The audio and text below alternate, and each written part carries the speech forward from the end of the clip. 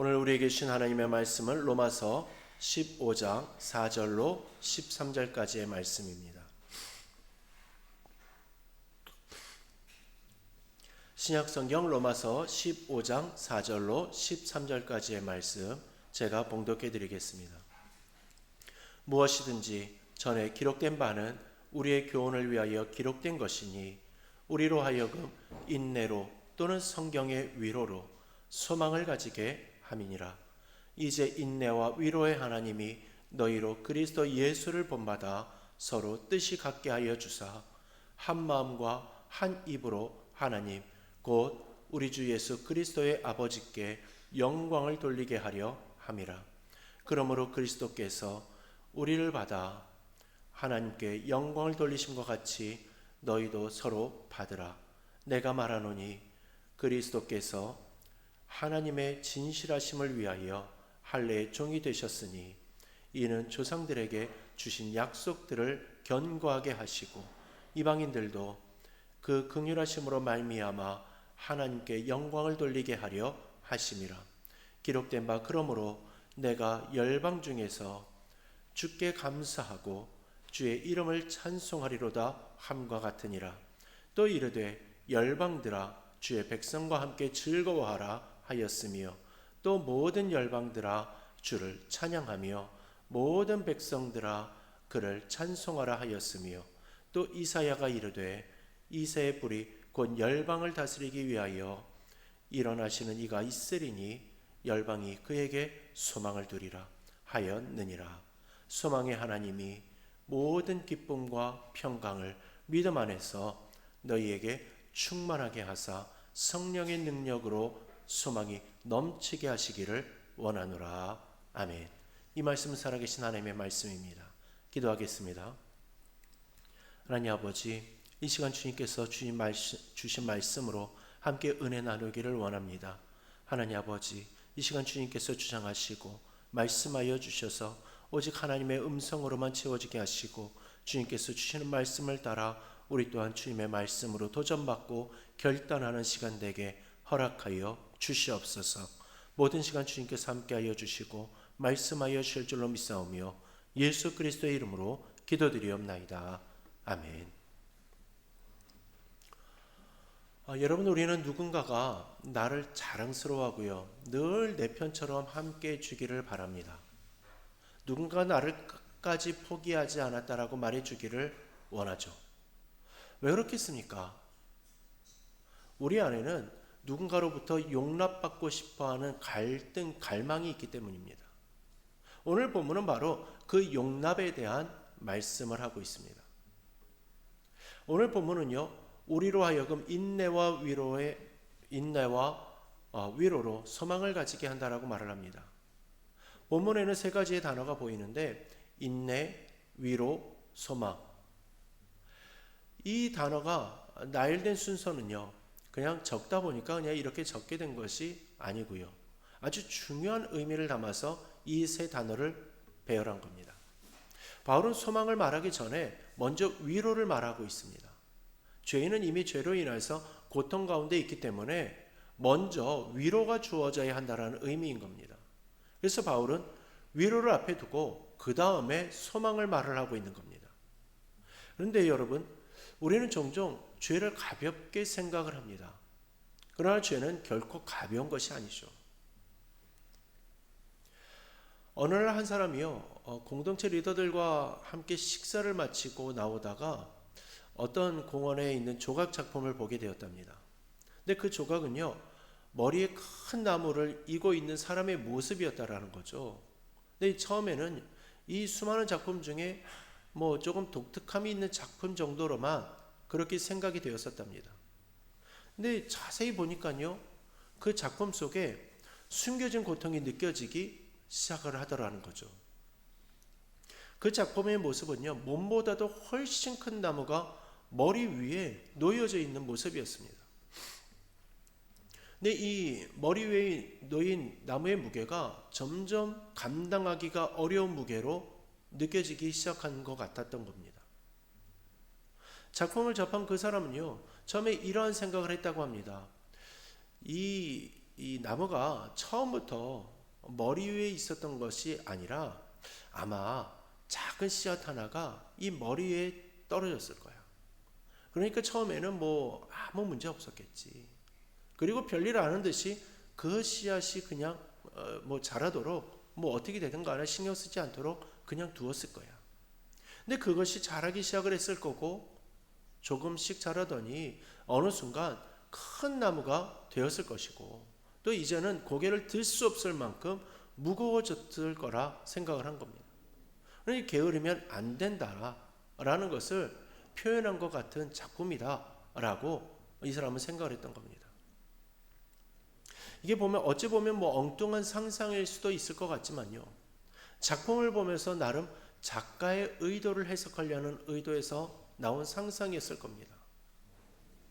근데 여러분 이것이요. 죄의 모습과 똑같이 닮아 있다라는 겁니다. 죄는 처음부터요. 우리를 무너뜨리지 않습니다. 처음에는요. 괜찮아 보입니다. 자꾸 뭐 별거 아닌 것처럼 보이죠. 그래서 그냥 내버려 두는 겁니다. 근데 시간이 지나면요. 그것이 우리들의 삶에 뿌리를 내리게 된다라는 거죠. 그리고 점점 자라서 결국은 우리들의 인생을 짓누르게 되고 만다라는 겁니다. 이것이 죄의 속성이라는 거죠. 이러한 죄의 속성에 대해서 아주 깊이 성찰했던 인물이 있습니다. 바로 종교개혁을 일으킨 마틴 루터입니다. 루터는요. 누구보다도 죄의 무게를 깊이 느꼈던 사람입니다. 그래서 그는 하나님 앞에서 자신의 죄를 해결하고자 수도원에 들어가기까지 했습니다. 그리고 누구보다도 철저하게 고행을 통한 수도사로서의 신앙생활을 이어갔습니다. 그러나 그의 마음에는요. 평안이 없었고 늘 불안함만이 가득했다라는 거죠. 나는 과연 하나님 앞에 괜찮은 사람인가 하는 이 질문이 마음속에서 떠나지 않았던 겁니다. 그래서 그는 하루에도 여러 번 고해성사를 하게 되었습니다. 그 모습이 얼마나 자주였는지요. 주변 사람들도 놀랄 정도였고요. 고해성사를 듣던 사람도 이제는 뭐 그만 좀 올 수 없겠냐고 그렇게 말을 할 정도였답니다. 그만큼 마틴 루터는 죄의 문제에 대해서 몸부림을 쳤던 겁니다. 왜 이렇게 몸부림을 쳤던 것이겠습니까? 그건요. 그의 마음속에 이미 무거운 죄의 나무가 자리 잡고 있었기 때문이었던 겁니다. 여러분 우리도 겉으로는 괜찮아 보일 수 있습니다. 그러나 마음속 깊은 곳에는 내려놓지 못한 문제들이 있을 수 있고요. 또 아무도 모르는 고민이 있을 수도 있습니다. 아무에게도 말하지 못하는 죄의 짐이 있을 수 있다는 겁니다. 그래서 하나님은요. 우리들에게 먼저 위로를 말씀하시는 겁니다. 그동안 얼마나 힘들었느냐라고 말씀하시는 거죠. 여러분 이렇게 복음은요. 정죄가 아니라 위로가 우선인 겁니다. 심판이 아니라 품어주심이 우선이라는 거죠. 우리 사랑하는 성도 여러분, 하나님께서는 우리의 죄의 문제를 외면하지 않으셨고 그 문제를 해결하시기 위하여서 예수 그리스도를 보내셨습니다. 오늘 본문은 그 사실을 매우 분명하게 보여주고 있습니다. 오늘 본문에서 바울은 예수 그리스도의 삶을 이렇게 설명합니다. 그리스도께서는 자신을 기쁘게 하지 아니하셨다. 이 말씀은요. 예수님께서 사신 삶은 자신의 뜻이 아니라 하나님 아버지의 뜻을 따라 사신 삶이라는 의미인 겁니다. 그리고 그 삶의 절정이 바로 십자가인 거죠. 십자가는 단순한 고난의 사건이 아닙니다. 십자가는 하나님의 사랑이 가장 분명하게 드러난 사건입니다. 그리고 동시에 우리의 죄가 얼마나 심각한지를 보여주는 사건입니다. 베드로전서 2장 24절에서는요. 친히 나무에 달려 그 몸으로 우리의 죄를 담당하셨으니 이는 우리로 죄에 대하여 죽고 의에 대하여 살게 하려 하심이라. 그가 채찍이 맞음으로 너희는 나음을 얻었느니라 라고 말씀하고 있습니다. 이 말씀에서 중요한 표현이 보여지는데 바로 나무에 달려라는 표현입니다. 갈라디아서 3장 13절에서는요. 그리스도께서 우리를 위하여 저주를 받은 바 되사 율법의 저주에서 우리를 속량하셨으니 기록된 바 나무에 달린 자마다 저주 아래에 있는 자라 하였음이라 라고 말씀하고 있습니다. 성경에서 나무에 달린다라는 것은요, 저주를 의미한다라는 겁니다. 그러므로 예수님께서요, 나무에 달리셨다라는 것은 단순한 고통이 아니라 저주를 받으셨다라는 뜻인 겁니다. 근데 중요한 것은요, 그 저주가 누구를 위한 것이냐라는 겁니다. 누구를 위한 것이겠습니까? 바로 우리를 위한 것이다라는 겁니다. 여러분, 이게 매우 놀라운 말씀입니다. 예수님께서는요, 자신의 죄 때문에 십자가에 달리신 것이 아니라 우리의 죄 때문에 달리신 것이다라는 겁니다. 우리의 잘못, 우리의 허물, 우리의 죄악을 대신 짊어지신 그 일 때문이라는 거죠. 그래서 오늘 본문은요, 우리에게 큰 위로를 줍니다. 우리는 혼자서 죄의 무게를 감당할 수가 있는 사람들이 아닙니다. 이미 예수님께서 그 짐을 대신 져 주셨죠. 그러기에 우리는 단순히 우리 개인의 문제로 끝나는 것이 아니고 하나님과의 관계를 깨트리게 되는 것입니다. 우리들의 죄의 문제가 말이죠. 그래서 성경은요, 죄를 하나님을 향한 모욕으로 표현하기도 합니다. 로마서 15장 3절을 공동번역 성경으로 보면요, 그리스도께서는 당신이 좋으실 대로 하지 않으시고 오히려 하나님을 모욕하는 자들의 모욕을 내가 대신 다 받았습니다 라는 성서 말씀대로 사셨습니다 라고 표현하고 있습니다. 이 표현은요, 우리들의 죄가 하나님 앞에 모욕이 된다라는 뜻입니다. 근데 예수님께서 그 모욕을 대신 받으셨다라는 거죠. 이것이 십자가이고 이것이 하나님의 사랑인 겁니다. 우리가 받아야 할 모든 것을 예수님께서 대신 받으셨습니다. 우리가 감당해야 할 수치와 고통과 저주를 예수님께서 대신 모두 다 감당하셨다는 것입니다. 그래서 십자가는 완전한 용납의 사건인 거고 하나님께서 우리를 완전히 받아들이셨다라는 선언인 겁니다. 근데 우리는 종종 이렇게 생각할 때가 있습니다. 내가 이렇게 살았는데 하나님이 나를 받아주실까? 내가 이런 죄를 지었는데 용서받을 수 있을까? 그러나 십자가는 우리들에게 분명히 말을 합니다. 이미 받아들여졌고 이미 용납되어졌다. 그래서 오늘 본문은요, 우리들에게 위로의 말씀이 되는 겁니다. 그동안 얼마나 힘들었느냐, 그동안 얼마나 무거웠느냐, 이제는 내려놓아도 된다. 이것이 하나님께서 우리들에게 주시는 위로의 메시지인 겁니다. 어떤 사람들은 가끔 이렇게도 말을 합니다. 차라리 벌을 받는 것이 속이 시원하다라고 말이죠. 왜 그렇겠습니까? 그건 죄의 무게가 그만큼 크기 때문입니다. 마음속에서 계속해서 눌리고 있기 때문인 거죠. 그래서 사람들은요, 스스로에게 벌을 주려고 하기도 합니다. 그러나 복음은 다르죠. 이미 예수님께서 대신 받으셨다. 그래서 우리는요, 그 위로를 받아들일 수가 있는 겁니다. 그리고 그 위로는 우리들에게 새로운 것을 만들어내죠. 바로 소망입니다. 그래서 오늘 본문은요, 우리로 하여금 위로로 말미암아 소망을 가지게 한다라고 말씀하고 있는 겁니다. 여러분, 소망이 없는 삶이 얼마나 힘든 삶인지 아십니까? 장래가 보이지 않는 삶은요, 아무리 강한 의지를 가졌고 또 건강한 몸을 가졌다 하더라도 언젠가는 지치게 됩니다. 그러나 소망이 생기면 삶이 달라집니다. 비록 상황이 변하지 않아도 마음이 달라지고요, 다시 일어설 힘이 생기게 되는 겁니다. 이것이 복음이 우리들에게 주는 능력인 겁니다. 그럼 이렇게 큰 용납을 받은 우리가 어떻게 살아야 하겠습니까? 오늘 본문은요, 그 질문에 대해서 이렇게 분명히 답을 합니다. 그러므로 그리스도께서 우리를 받아 하나님께 영광을 돌리심과 같이 너희도 서로 받으라. 여러분, 이 말씀은요, 선택이 아니라 명령입니다. 서로 받고 서로 용납하라라는 거죠. 근데 이 명령에는 이유가 있습니다. 그리스도께서 우리를 받아 주셨기 때문이라는 겁니다.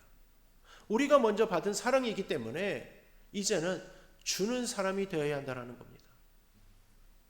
근데 우리는요, 이 말씀 앞에서 솔직해질 필요가 있습니다.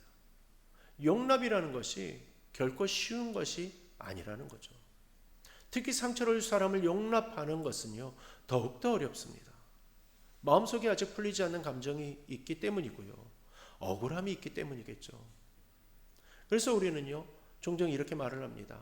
나는 저 사람만큼은 받아들일 수가 없어. 나는 아직 준비가 되지 않았어. 그런데 여러분, 이 자리에서 한번 생각해 보아야 할 것은요, 나는 어떤 용납을 받은 사람인가 하는 겁니다. 예수님께서 말씀하신 비유 중에 1만 달란트 빚진 자의 이야기가 있습니다. 그 사람은요, 도저히 갚을 수 없는 빚을 진 사람이었습니다. 그런데 주인이 그 빚을 탕감해 주었습니다. 완전히 없애줬죠. 여러분, 이것이 우리가 받은 은혜인 겁니다. 근데 그 사람이요, 밖에 나가가지고 자신에게 작은 빚이 있는 사람을요, 붙잡고 갚으라고 다그칩니다. 결국 용서하지 않았던 겁니다. 이 사람은 왜 그러한 행동을 한 것이겠습니까?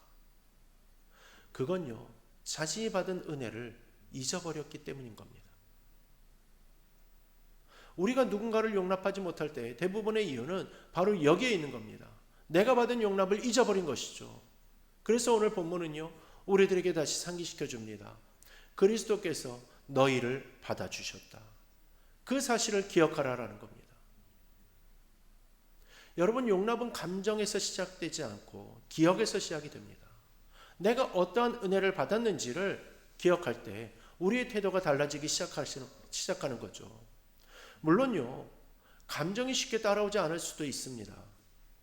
그래서 우리는 종종 마음이 움직이지 않았다라고 느끼기도 하죠.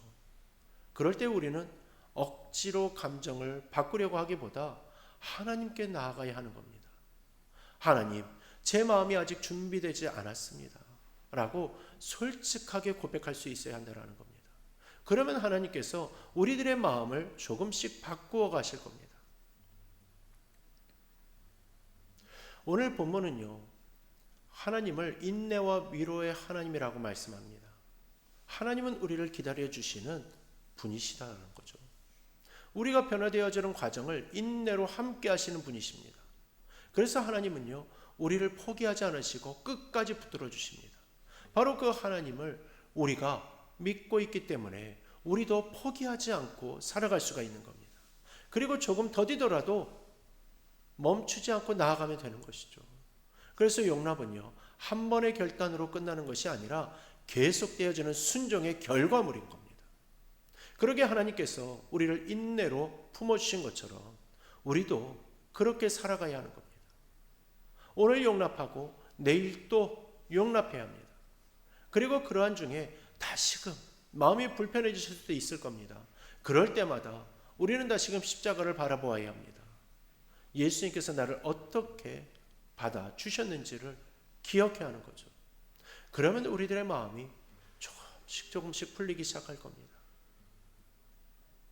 우리 사랑하는 성도 여러분, 혹시 지금 여러분들의 마음속에 떠오르는 사람이 있습니까? 생각만 해도 불편한 사람, 아직도 마음속에서 밀어내고 있는 사람, 이러한 사람이 있습니까? 그 사람이 바로 하나님께서 여러분에게 맡기신 응답의 대상일 수가 있는 겁니다. 5월은 가정의 달입니다. 가정은 가장 가까운 관계이죠. 그래서 가장 많은 사람이 오가는 곳이기도 하지만요, 동시에 가장 많은 상처가 쌓이는 곳이기도 합니다. 말하지 않고 넘어간 일들이 쌓여 있을 수도 있고요, 서로 이해하지 못한 부분들이 남아 있을 수도 있습니다. 그러한 우리들에게 하나님은 말씀하십니다. 서로 받으라. 완벽해서 받는 것이 아니라 은혜로 받으라는 겁니다. 조건이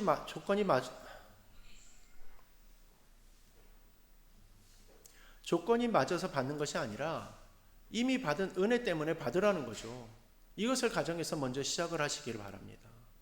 먼저 말을 건네는 사람이 되시고 먼저 손을 내미는 사람이 되시기를 바랍니다. 어색해도 괜찮고요.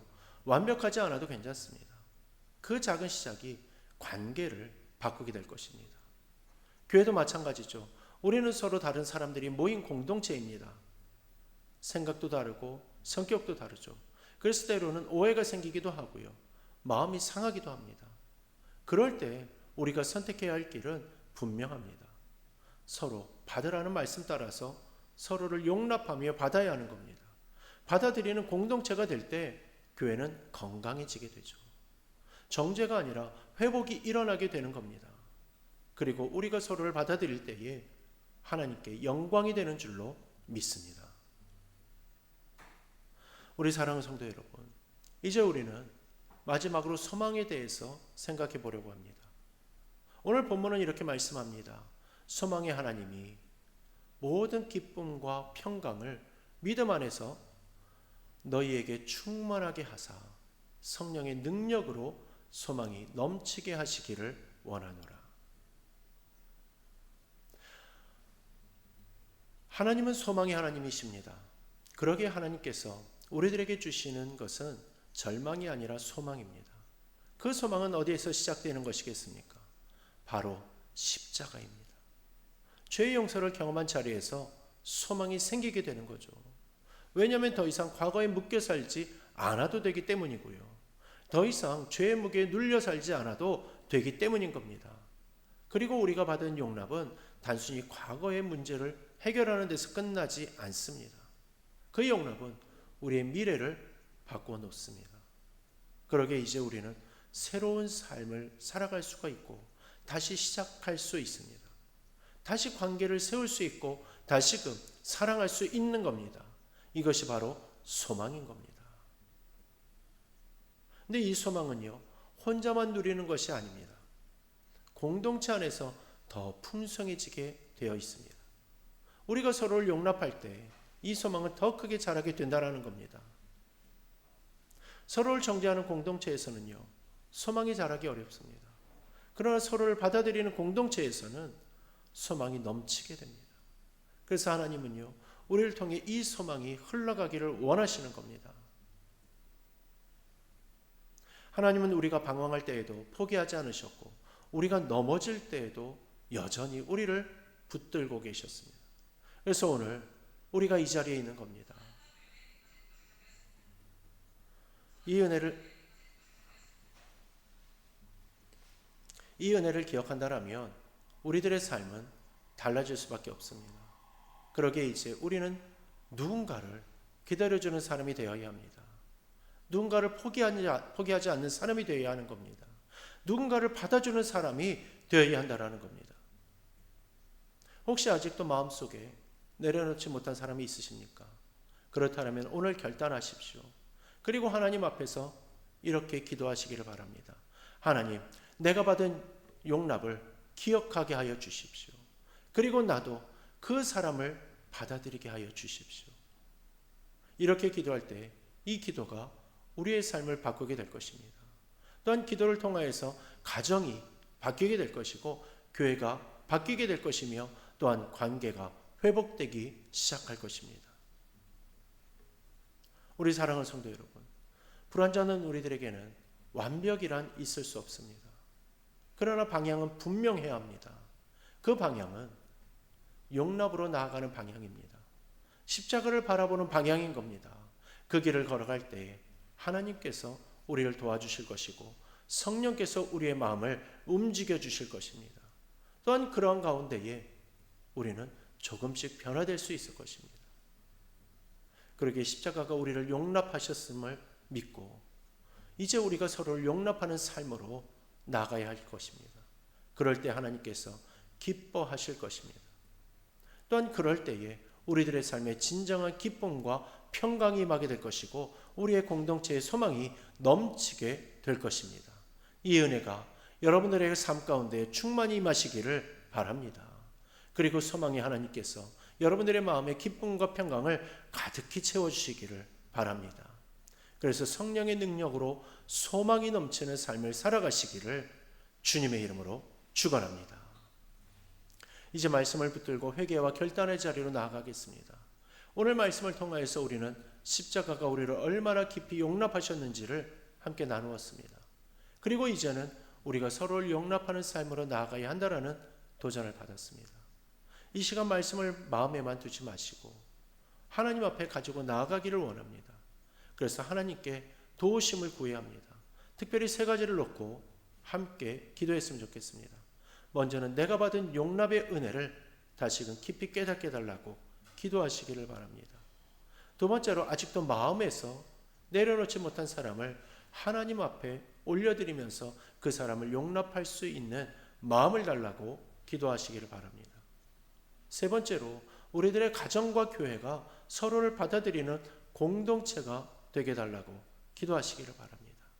이 시간 다 같이 말씀을 붙들고 기도하겠습니다.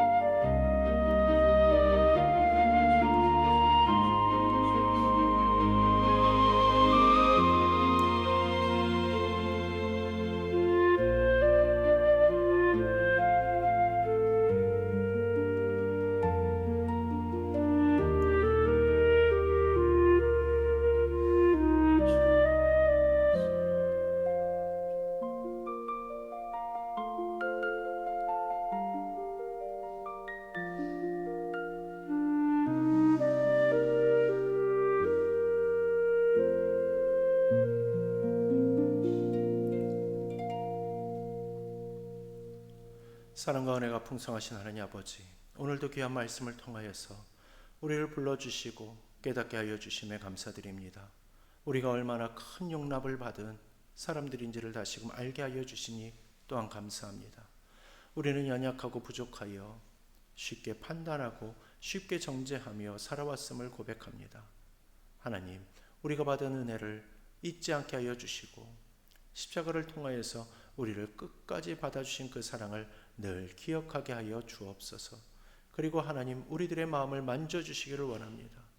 아직도 내려놓지 못한 사랑을 품을 수 있는 은혜를 허락하여 주시고, 상처로 인하여 닫혀있는 마음이 있다라면 성령으로 풀어주시옵소서.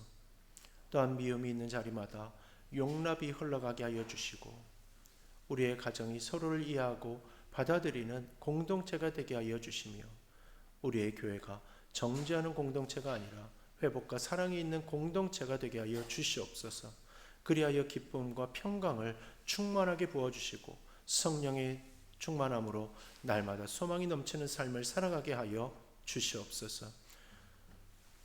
이제는 우리 주 예수 그리스도의 은혜와 하나님 아버지의 극진하신 사랑하심과 성령님의 위로하심과 교통하심과 역사 충만 감화 감동하심이 나에게 허락하신 그 은혜와 용납의 그 사랑을 다시금 기억하며 모든 사람을 용납하고 다른 모든 사람을 품는 가운데에 하나님 앞에 영광을 여드리는 삶을 살기를 소망하며 다짐하는 우리 사랑하는 모든 성도들 머리 위에 이제로부터 영원토록 함께 하시기를 간절히 축원하옵나이다.